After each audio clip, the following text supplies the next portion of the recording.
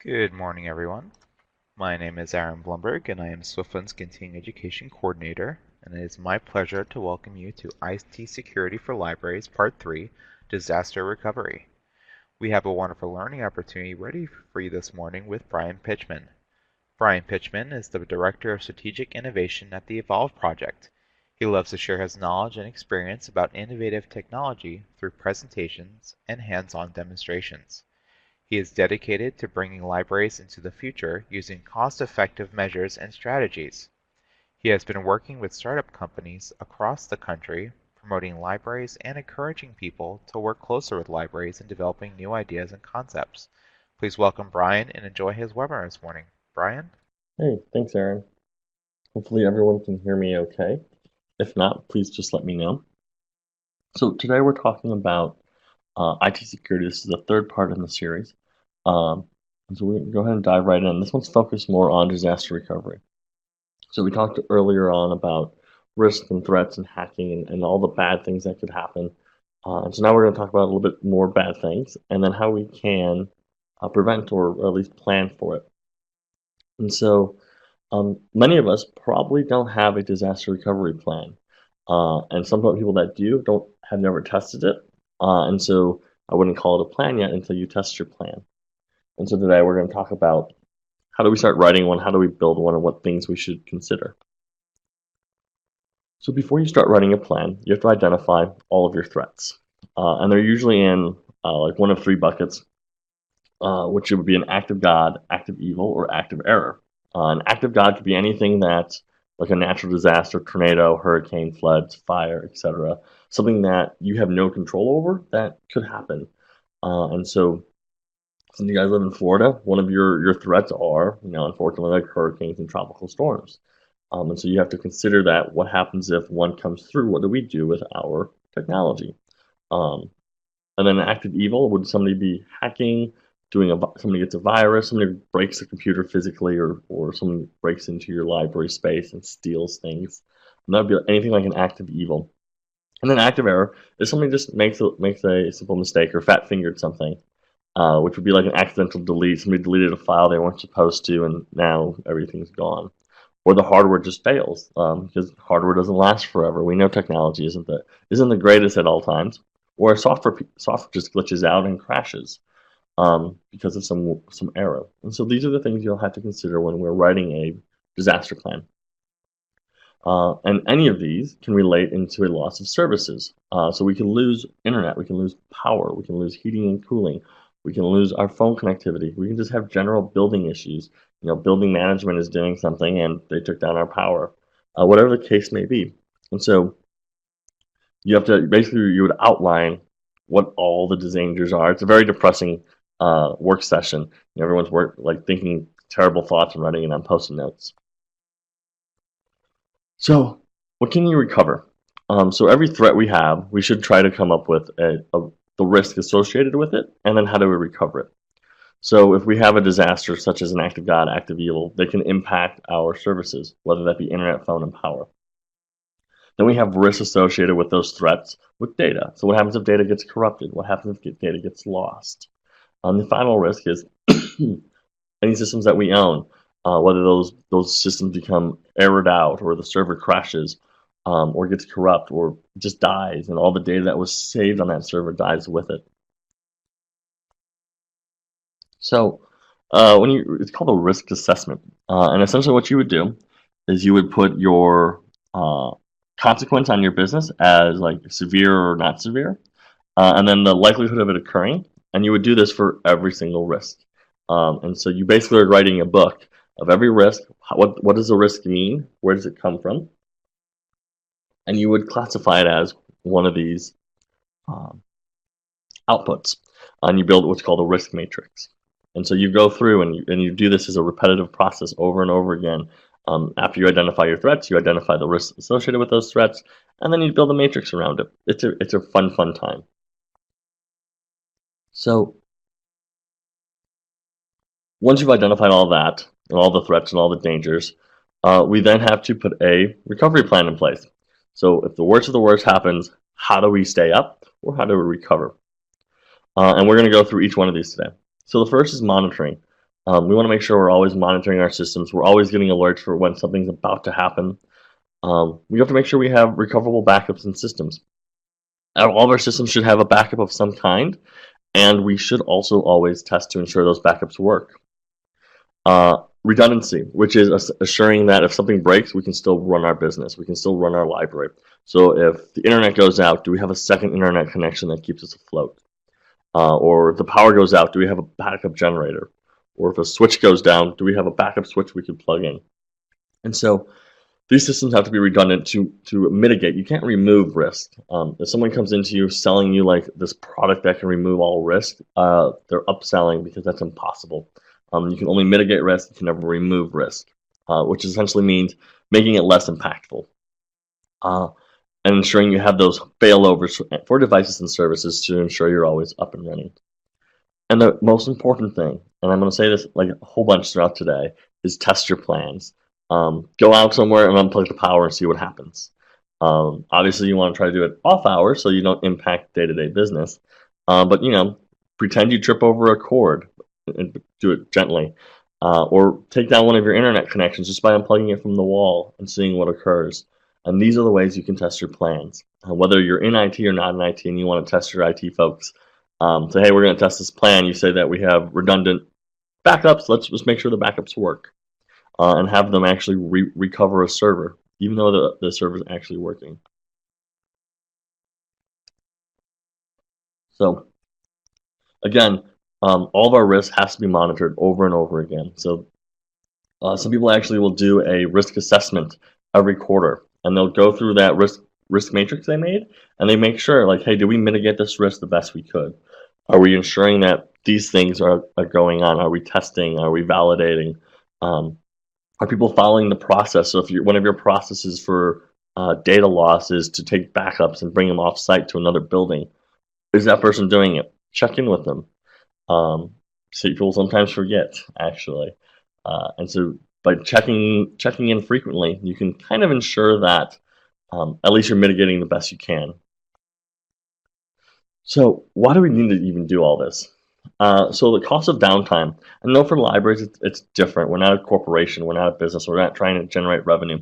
But we do have to be respectable in our community. If our library is always going down, people are going to lose faith in our services. They're not going to come and visit us if they're like, oh, so-and-so library, their internet sometimes works, or sometimes their servers are down, so I just stopped going because every time I go, there's always some sort of issue. Or even data loss. So for those that have, financial data, which we all do, or employee data, which we all do when we're talking about payroll, we're keeping track of all of our budgets and expenses. Losing that data is costly because the IRS requires us to keep 7 years. Or employee confidentiality is costly. So if someone steals all our employee data, that's expensive to recover from. And so data loss and downtime for enterprises costs about $1.7 trillion. Per year, and then companies on average lost 400% more data over the last 2 years, which is about 24 million emails each. So that's a lot of data, and we're losing it more frequently. So you would assume that as we get better with technology, we can help ensure uptime. Unfortunately, no. It seems to be the reverse. And 71% of IT professionals in the survey weren't confident in their ability to recover information following an incident. And you can help fix that by making people do disaster recovery tests. So break it and then see if you can fix it. And then 51% of organizations lack a disaster recovery plan for emerging workloads. So let's say we had a spike in usage, or we needed to migrate data and we can't because the data is too big and too expensive and it costs us more money than it is to save. And then in terms of how many vendors people use, companies with 3 or more vendors lost more data than those with a single vendor strategy, which is kind of interesting. You would think with more vendors, you'd have more redundancy, more people looking out for you. But according to the survey, that's not the case. So your disaster plan. After we identified our threats and built our risks, we want to ensure redundancy and recovery, and that's what your disaster plan is focused on. You write your plans. So how do we prep for it? How do we assess it? How do we mitigate? And then how do we keep the business floating? So if the worst occurs, what should we respond with? So let's say someone hacks into our ILS, and now everyone knows, the hacker knows every book you've ever checked out.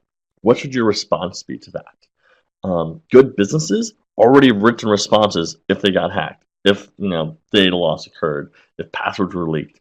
Those are the businesses we don't really hear about on the news because they've responded and no one's freaking out. Unfortunately, people like Equifax, they never had a disaster plan in place where someone hacked all their data.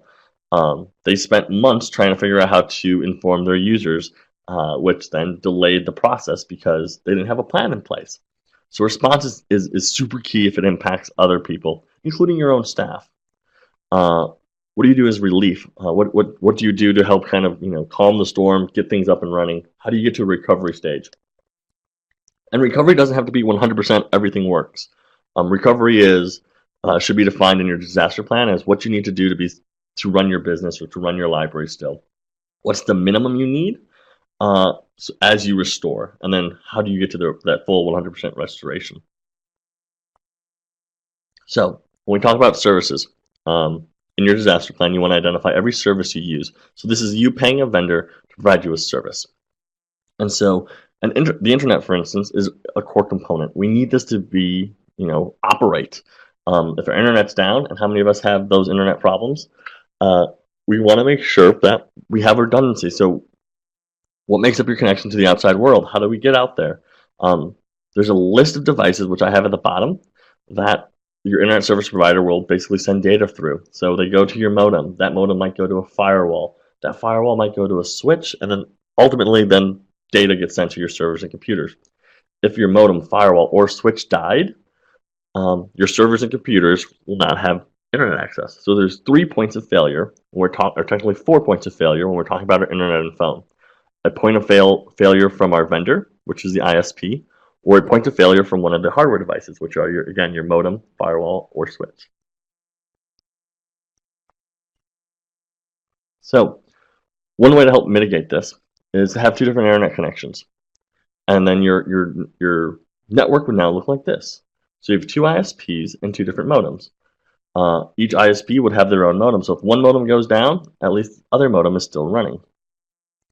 And then other considerations is you have a backup firewall hanging out in the closet with all of your configuration already loaded. Firewall goes down, you pick up your backup firewall, you plug it in. Downtime max, 30-40 minutes. Same with the switches. Most switches you don't have to do anything crazy with. Usually it's what's called VLANs, which is how it will route traffic throughout your network. But again, if you back up your configuration for your firewall or your switch, and either have it already configured on those devices, it's just plug and play. You plug in, everyone's happy.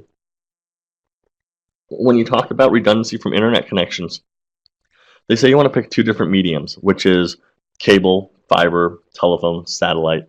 The reason why you don't do, like if Comcast comes out and then another company that uses the same cable line comes out, you don't have any redundancy because at the end of the day, they're using the exact same wire to and from your building.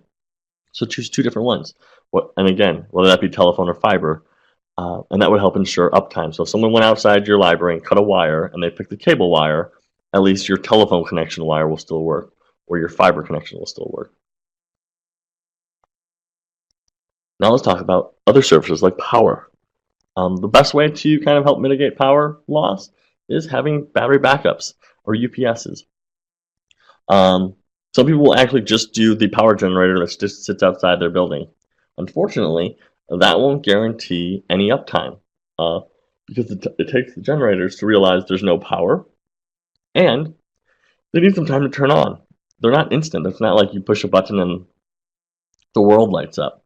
And so having these uninterruptible power supplies into your networking equipment, when the power goes out, the UPSs will keep things running for whether that's a few minutes or a few seconds until the generator kicks up. If you don't have confidence in your generator, you would want a stronger battery backup that allows your network admins or your server admins to power down all those devices gracefully. Because we all know if you yank a power cord from a computer, sometimes your computer doesn't boot back up. Same thing can happen to all of your network equipment, sometimes all of your switches, all of your servers, everything. So having battery backup is key. For some libraries are actually considered a shelter for disaster relief. If you want to be one of those, you have to have a generator because you have to be able to provide consistent power, especially if you're using yours as like a heating building or whatnot. And so some of us probably already have that for that checkbox. So how do you choose your battery backup? If we went online right now to go shopping for UPSs, they're going to have a whole bunch of data. We have no clue what it means. The most important thing to know is how much voltage those batteries can hold, and then you do your math. So if it says, hey, we can only run 1,000 watts for 10 minutes, that means the total sum of wattage consumption would have to be under 1,000 so you can run for that 10 minutes.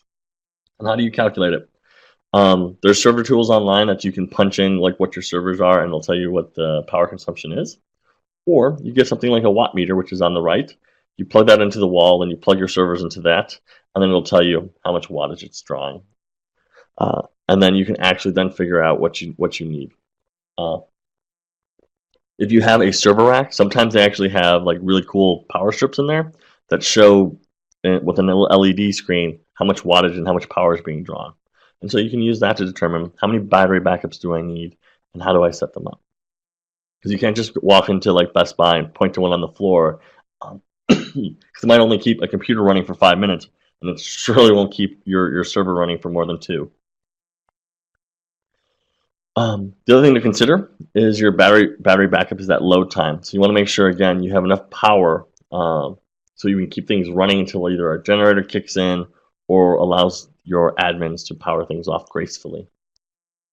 And then that's kind of like a little chart that kind of helps you understand how much load you're having, and then what your runtime would be. So obviously, more computers would mean your uptime is lower. When we're thinking of features for battery backups, I would encourage you to skip everything that doesn't have a network cord. Your power supply should be plugged into your network. So this way, you can get real-time reporting. So you can either get email alerts that, hey, this battery's about to fail, or hey, guess what? You're running on battery backup. You better go call whoever you need to call.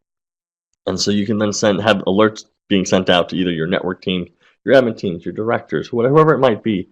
So if there's a power failure or if the wattage usage on that UPS spikes, because we want to make sure that all of a sudden if we're using more watts than what we planned for, we might need to get an extra UPS. So when the power does go down, we're able to stay running. And then you can even get alerts if the battery's about to die. So if we're running on battery backups, we can go, hey, you know what? We spent the last 10 minutes trying to get the generator running. We can't do it. The battery only has 50% left. Let's power these things down because we're not going to have enough time. So we talked about our services that we utilize. Now let's talk about our data. So as an organization, we have a ton of data. And it would be foolish of us to think that since we're a library, our data is not expensive. It is. So with the Sarbanes-Oxley Act, you have to keep financial records for 7 years. They're not going to, no government's going to go, hey, sorry about your data loss. You don't have to worry about the 7-year thing anymore. No, they're going to hold you accountable for it. They're going to ask, did you do backups? If you did do backups, how come they didn't work? It's not our fault that your backups failed. So they say on the cost of a data record, whether that's being lost, hacked, stolen, etc., is $363 per record. And if those employee records have social information, it costs even more. At the end of May 2015, researchers found that the average cost of a stolen record containing sensitive information for every type of sensitive information was $154. So it kind of ranges. And then Verizon has the concept from a per year record, claiming that an average cost of 58 cents for each lost or stolen file. And so depending on how they do their calcs, tells them what the cost is. So it can be in any of these buckets depending on what the data contains.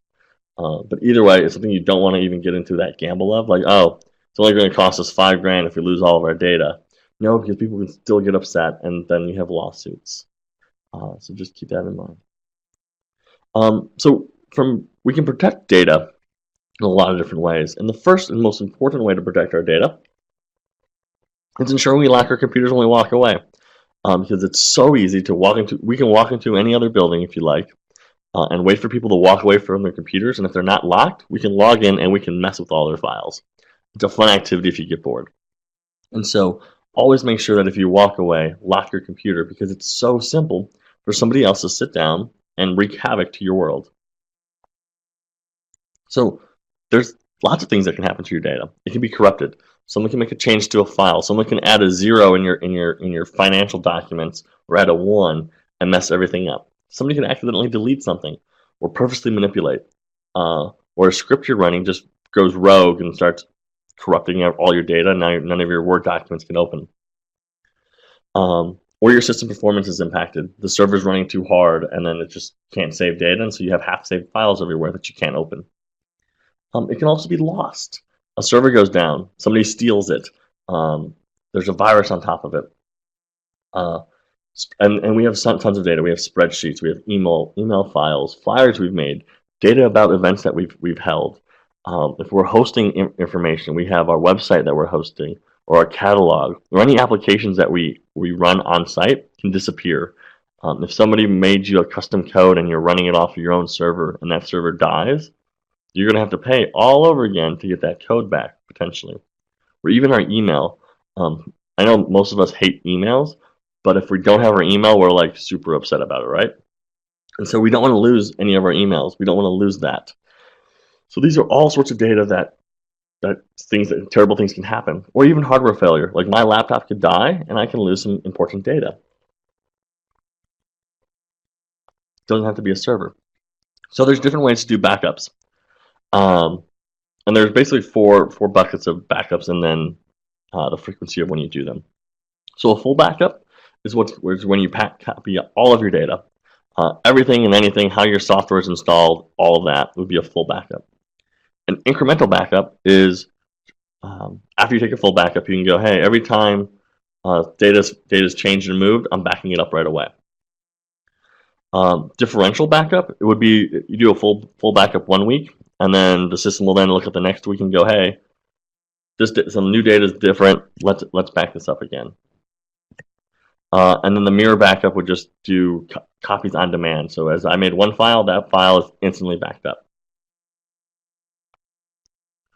You want to schedule different forms of backup. So you want to do a plethora of these in the schedule. So every month, the best thing to do is do a full backup, so you get everything.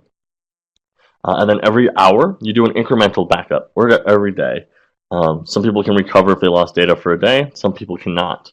So that kind of has to be a stakeholder talk. Talk to your users. How many files do you make every day? If it's 2, then just go with daily. And then do a weekly differential. So every week, we get another full backup, essentially, of just what's different. They also say with your backups, you should store them off-site because of the active God threat.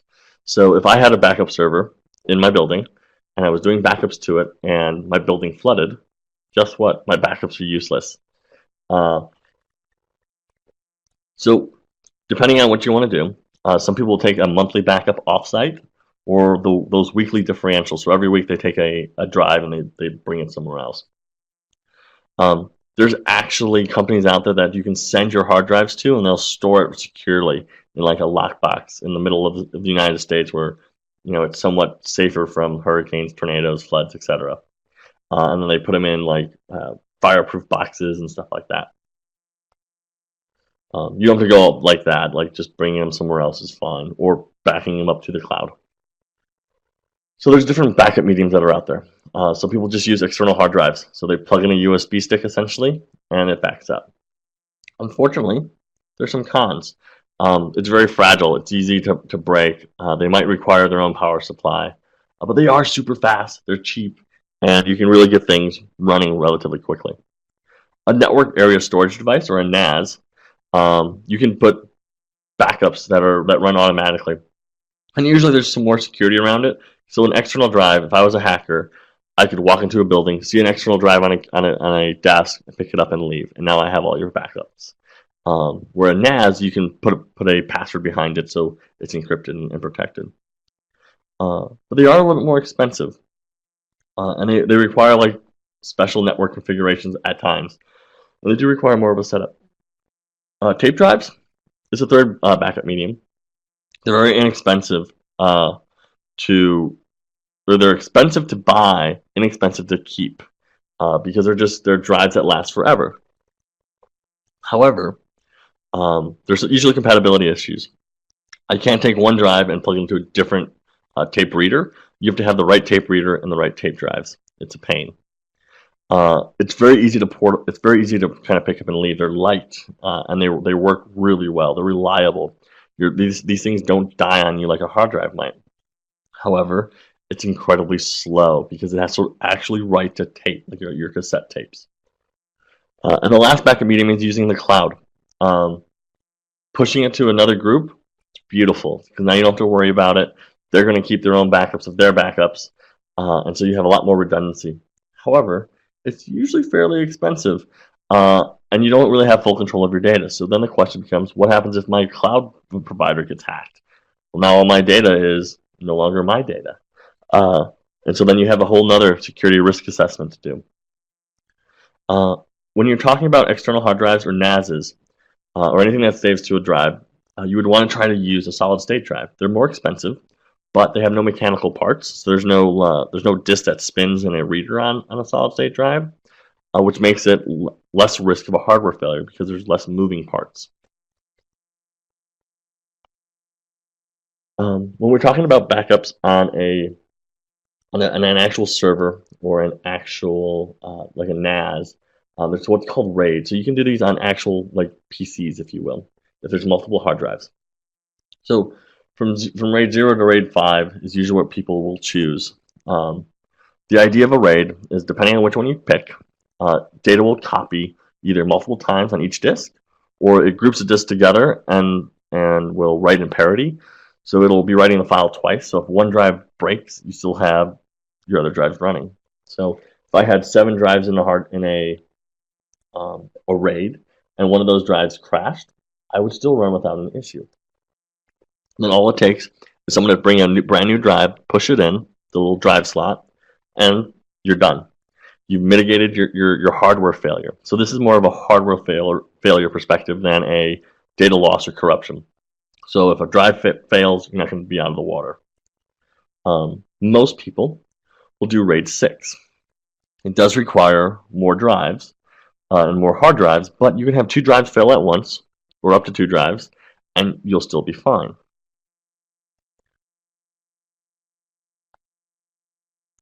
So there's lots of different devices out there for network storage backups. For at-home use or even for smaller libraries, I recommend the Western Digital. They have an EX series, I think it's like 4100 or 4200 now. It looks like this, and that's the web interface. And you would download a client to everyone's computers, and you can actually back up everyone's personal laptops, or work laptops rather, or work computers, and back them up to this NAS, and that will keep things running. The NAS has its own backup system, so if one drive fails, the others still work, and you just buy a new drive and you put it in. Simple, easy, and it's under like $1,000.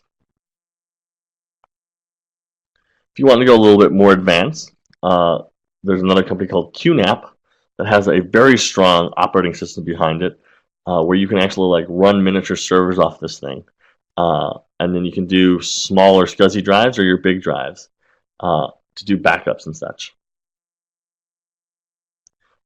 If we wanted to go enterprise, one of the best enterprise products that I've seen was from a company called Unitrends.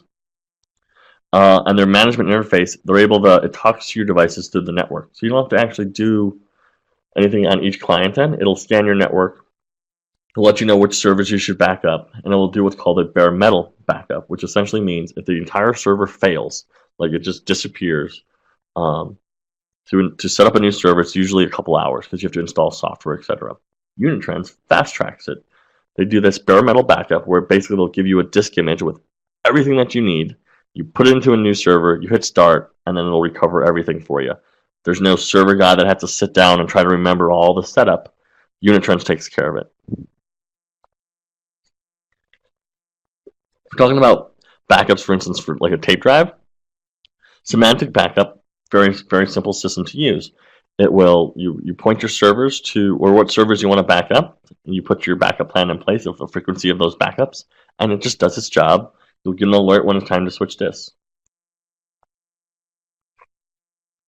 When we're talking about personal devices, Acronis Backup is is a very inexpensive software that can do an entire disk image of your machine. So if someone actually even steals your laptop, you can fire up Acronis, buy a new laptop, and recover all of your data to that brand new laptop within probably about an hour. And it works really well. It's seamless. It's smooth. You can use it on an enterprise level, so you can actually use it for your entire work environment. It's kind of a pain to set up that way, but it works. So we talked about backups with our data. The other thing we should consider is replication. So if we don't want to do, and you should probably do multiple things, but if you're like Brian, doing those backups sound really complicated, confusing, I really don't want to do it. Then I would encourage you to then do at least replication, where your servers can replicate across multiple locations. So if you have multiple buildings, this is probably the best backup method then outside of doing actual backups. The way it works is you have server A running in location A, and you go, hey, every day, or as it runs, I want you to have the exact same files that people are copying to you, copied to server B at server B or at location B. Does that make sense? So as I'm working in location A, typing it on this server, it's also sending that data to server B in a different spot. It works, but again, it works best if you're using the same server environment in a different location or using different hardware. You don't want to be replicating on the exact same box. If you have one server in your building, don't replicate to the same server. That defeats the whole purpose of it. You need a separate server to replicate to. You could do it all through VMs. Like there's a company called VMware that has the replication built in. But again, you want to try to push these out to different locations or completely different servers. Redundancy and replication, however, doesn't protect you from corrupted data. So if I had a CryptoLocker virus on server A, instantly server B is going to have that same CryptoLocker virus as well because it propagates through the network and it's going to just copy that virus wherever it goes. So if you did that and you didn't actually have hardware backups, guess what? You're out of luck because none of your data is going to be working. This is what VMware looks like from the web interface. There's an actual spot for replications and how it works. And it's just like 6 or 7 button clicks. What server do you want to replicate? What box are you replicating it to? And that's it. And you hit go. You can also replicate to the cloud. And this is a really cool option if you have strong internet connection. So you have your internal server, your application, whatever it may be. And you can sign up with Google Cloud and they actually have like docs on how to replicate all types of different servers, whether that's MySQL or Apache servers or Windows servers. They'll walk you through it. And the way it'll work is you would build a server on the cloud, and then you can create a communication path between that server in the cloud and your own on-site server. And then you would determine how frequent the data should send or if it should send in real time. And then they'll just use your bandwidth and your internet connection to do that. So there are dangers with cloud backup or even hosting things offsite. Amazon is another great company, though, that does off-premise servers and whatnots. But they had a huge outage earlier this year, that impacted everyone on the East Coast. So anyone that was hosting servers on the East Coast, all their websites, all their services were down for a couple hours.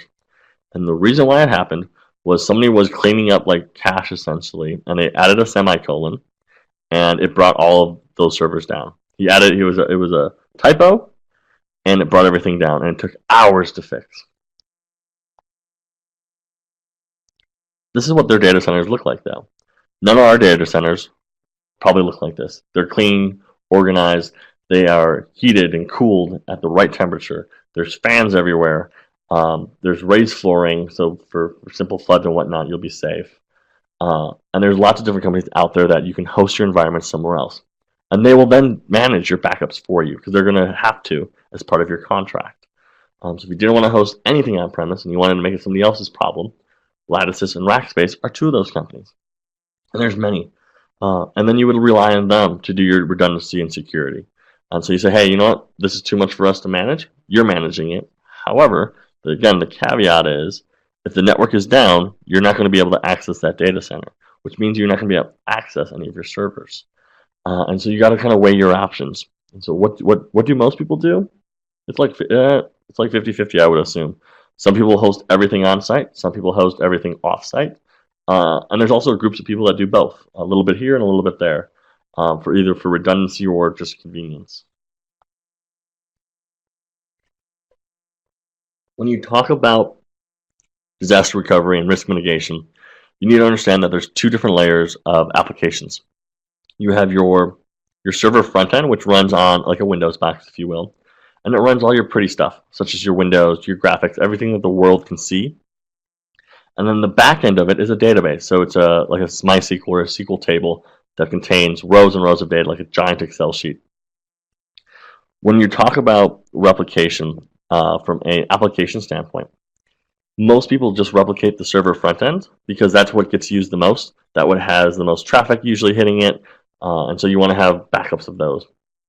The back end, however, isn't very easy to replicate in real time. And so what most people do is they'll have, at best, two different database servers running. And then if the database server A goes down, somebody goes into the code on the front-end server and tells it to point to the new database. There's not that many tools out there that can make that happen automatically. But again, something to consider. So when we talk about risk management or risk mitigation, and we need to always be up for hosting something special or we're running the ILS, whatever it may be, we want to ensure high availability. And there's three ways to do it. By having like a hot site, so it's another location, and if you have multiple buildings, this works perfectly. And a hot site is a site that's always on, always running, always connected to your main primary site, copying data, whatever it may be. But you obviously spend more money in that because you have to pay for power, you have to buy all those devices. Warm sites, a little bit cheaper, same idea as a hot site, except it only runs when you need it. So you either fire it up once a day, once a month to back up all of your data, and you power it back down. A cold site, on the other hand, is a site that doesn't exist technically, and you only power it up when you need it. So that could even be something you have a pile of servers and networking equipment in a closet somewhere, and if all of your stuff goes down, you pull it all over the closet and you rebuild. But usually people have backups. They'll bring in their backup drives and help speed up the recovery process. But overall, monitoring is going to be key. We want to be able to monitor all of our servers, all of our network devices, all day, every day. So we want to find out if we're getting network drops. And that could mean there's a network failure somewhere, or one of our switches or firewalls are having an issue. You want to monitor the temperature of your devices. You want to make sure a server isn't overheating, because if it overheats, then you're going to have hardware failure. And then hardware failure means your server is going to die. And if that happens, then that means you might lose data. At the same time, like the temperature of devices, you want to watch server process. So if a server is running incredibly high for too long, it could break itself, or it could mean that there's a virus or something terrible going on. Storage space. If you put too much data on a server, you can actually corrupt it and bring everything down, and it's a pain in the butt to fix. So that's something else that people would watch. It would put thresholds. So if a computer reaches, more than 90% of storage, send me an email. And then memory usage and data errors. If your database is throwing errors, you can put reports together that will send you a copy of that. So there's different tools out there. Here's basically what a simple dashboard might look like that shows all of your data on your environment. Green checkbox means good, exclamation marks means something bad, and something critical would be your triangles. Companies that do it. Nagios is one product. It's open source. You can install it. It scans your network, and it'll keep track of what's going on, what's happening. And then you can also then set up email alerts. So you can get an email if something's about to happen or is happening, so you can help mitigate that risk as quick as possible. If we're hosting applications that are online, Pingdom is a really cool tool. And what it essentially does is it checks every 5 seconds, 5 minutes, depending on what you pay for. And you'll get an email alert saying, hey, you know that your website's no longer accessible. And then you can call your website team or whatever it may be to have them look into it. And again, this is about people respecting your brand and your business. So if people find out that your website's always down and you're not acting quick enough, they're going to just stop looking at your website. So going back to all of it, test everything. So if we did your backups, what I would tell you to do is get a new server and say, hey everyone, let's pretend our server died. let's do a recovery. And then you time it. How long did it take for you to recover your entire server, your entire environment, and get everyone running again? If it's more than, if it's 4 hours, then you have to make sure you tell everybody that if a power outage occurs or a hardware failure occurs, it's going to take 4 hours to recover. And then you figure out ways you can decrease that, because 4 hours is a long time. That's half of a workday. And so find out what you can do to speed things up. If we're talking about redundancy, the easiest way to test it is unplug it. Unplug, see what happens. Find out how long does it take for the servers or switches or whatnot to convert over. How long does it take for us to be fully redundant? How long does it take for us to be moving back where we're supposed to? And you do these tests, and you want to test as frequently as possible. And again, so most people will try to stick around every quarter. They'll do a disaster recovery test just to ensure that the backups are working. And I'm going to share some stories why that's important too. So there's a lot of differences between a continuity plan and an emergency response plan. An emergency response plan is what to do immediately if something bad happens. So something terrible, we lose power, we lose servers, we lose data. What do you do? At minute one, what's the first thing you do? The business continuity plan is how do you address immediately? How do you respond? And then how do you fix it from happening again? And then so that what performance measures do we need to implement to keep the business itself running? And so when you make your disaster plan, the idea is you want to mitigate as many risks as possible. But keep in mind, you can't remove everything. And hopefully no director or anyone will sit you down and go, no, I want you to remove risk. And they can call me. It's impossible. You can only mitigate risk. If someone tells you that you can remove all the risk in your life, they're a liar. And for any risk you can't mitigate. So let's say, hey, you know what? We can't get 2 different internet connections in our library. We can only get 1. That's fine. You put it in your plan that you can't have multiple internet connections. But what do you do if something goes down? Would that be, hey, for everyone that wants to check in and out books, we go pen and paper. And then when the internet comes back, we'll put it in the computer. So that's a recovery plan. So internet goes out, we can't pay for internet, so we can't mitigate it. So what do we do as a response? And the response would be pen and paper. The layout of a disaster plan kind of looks like this. There's a lot of different steps. You put your plan in place, you analyze, you gather data, you question things, you have user focus groups. So you grab your circulation clerk, sit them in a room and say, tell me about your day. What processes and what computers do you touch? And what can't you live without? And they'll give you a list. Do those contingency plans and implement them. And then, again, step 6, most important, plan, exercise, train, repeat, ensure it works. And step 7, audit it. Every year you want to go through that plan you wrote and make sure people are following the processes. Are you doing the backups? Are you doing the tests? Are our replication servers working? And you just go through this, and that's all written within your plan. So again, to recap, risk assessment, find out what your risks are and how to handle it. And again, you can't mitigate everything, so figure out how to respond if you can't. What to do if there is some sort of failure. If the worst happens, what do you do? What makes the most sense? Who do you call? Some people write disaster plans and they never put people's names in it because you want to share the alerts. Don't keep it internal to the IT team. If the circulation server goes down, you should probably make sure you call the head of circulation, correct? So you put that in there because they're going to know what data they need. They're going to be able to know faster than your IT person might. And then again, test. Ensure everything works. So if you need help starting one, there's a form here you can basically build it out. And you would do this for each device or each system. You lay it where it's out, all the data here. And it takes a while. It's not something you can do in a day. It takes months to actually build a really good disaster recovery plan. So some really good stories. A friend of mine, their business got halted for 3 days because someone installed the CryptoLocker virus, which essentially takes all your files and encrypts them. And what it did was it hit the email server. So everyone's emails became inaccessible for 3 days.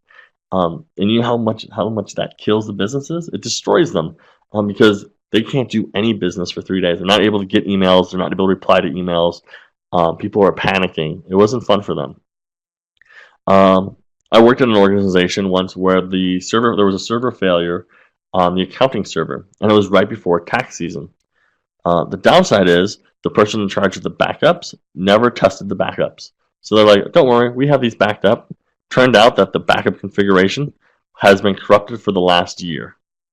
So when they went to restore it, they were getting all these weird errors, and it turns out, for some reason, it just started to fail every time and was corrupting the data it backed up. So you know what that meant?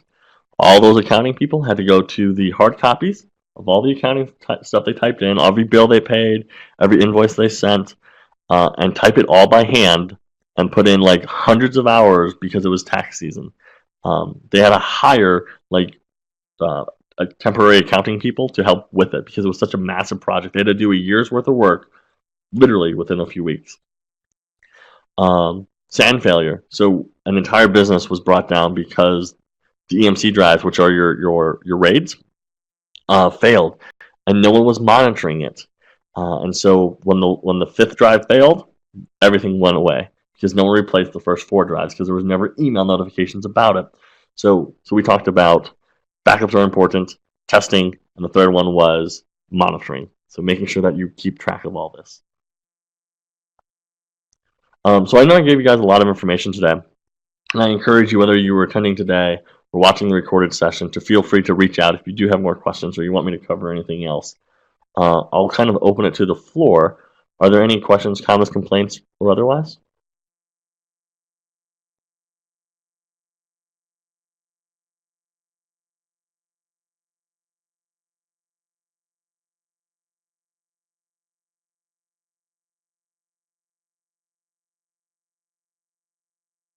Hopefully I didn't bore you guys. Hopefully this was loads of fun.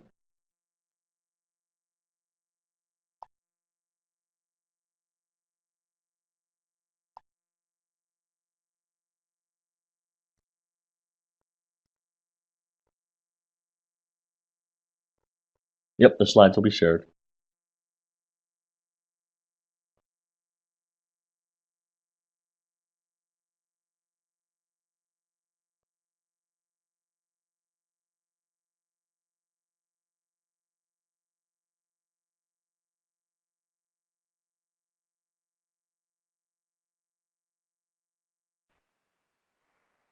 Okay. Well, thank you, Brian, for a wonderful webinar. Attendees, if you enjoyed this webinar, we encourage you to join us online on January 11th for Brian's next webinar on technology infrastructure. As always, we encourage you to look at the upcoming webinars and workshops in months ahead and hope you're all able to join us for future training opportunities. We encourage you to look at the Swiftland's continuing education calendar on the Swiftland website, the Swiftland Facebook page, or look for your message from the various library listservs.